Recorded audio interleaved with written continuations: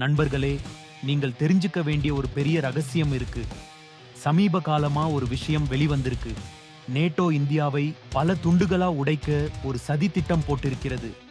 இந்த திட்டம் சும்மா வதந்தி இல்ல, உலகளாவிய அரசியல் பின்னணியோட சேர்ந்து பார்க்கும்போது உண்மையா தோன்றுகிறது. அத பத்தி விரிவா பார்க்கலாம் வாங்க.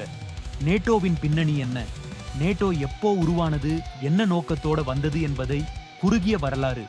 முதலில் சோவியத் யூனியனை எதிர்க்கத்தான் உருவானது. ஆனா சோவியத் யூனியன் சிதறிய பிறகும் நேட்டோ தன் பங்கை நிறுத்தவில்லை. உலகையே கட்டுப்படுத்தும் நோக்கத்தோட விரிவடையத் தொடங்கியது. ஏன் இந்தியாவை குறிவைக்கிறது? இந்தியாவின் வேகமான வளர்ச்சி, உலக பொருளாதாரத்தில 5வது இடம், இராணுவ பலம், அணு ஆயுதம், தொழில்நுட்ப முன்னேற்றம், இவை மேற்கு நாடுகளுக்கு அச்சம். 2030க்குள் இந்தியா உலகின் டாப் 3 சக்திகளில் ஒன்று ஆகும் என்கிற கணிப்பு.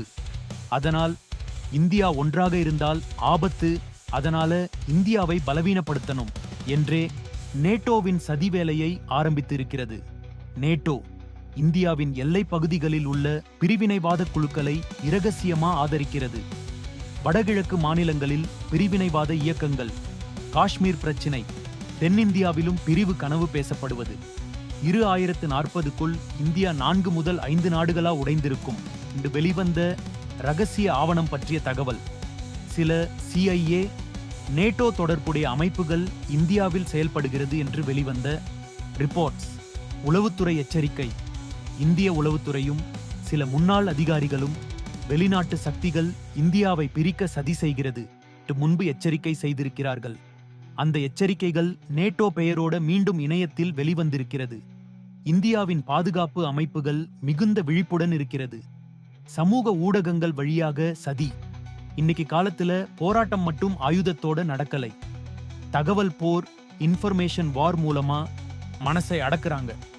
வாட்ஸ்அப், பேஸ்புக், ட்விட்டர் வழியா தவறான தகவல் பிரிவு எண்ணம் பரவ வைக்கிறாங்க. இதுக்கு பின்னாடி வெளிநாட்டு சக்திகளோட கை இருப்பதால தான் நேட்டோ சதி பேசப்படுகிறது. இப்போ நீங்கள் புரிஞ்சுக்கலாம், இந்தியா வலிமையான நாடா வளரக்கூடாது என்பதற்காக நேட்டோ இந்தியாவை பலவீனப்படுத்த சதி செய்கிறது. இப்படி வெளிநாட்டிலிருந்து வரும் சதிகளை தடுக்க நாம ஒன்றிணைந்து இருக்கணும். ஒற்றுமையா இருந்தால் இந்தியாவை எவனாலும் உடைக்க முடியாது. நண்பர்களே, இந்த உண்மையை உங்கள் மனசுக்குள் வைத்துக்கோங்க. நம்ம ஒற்றுமையே நம்ம பலம்.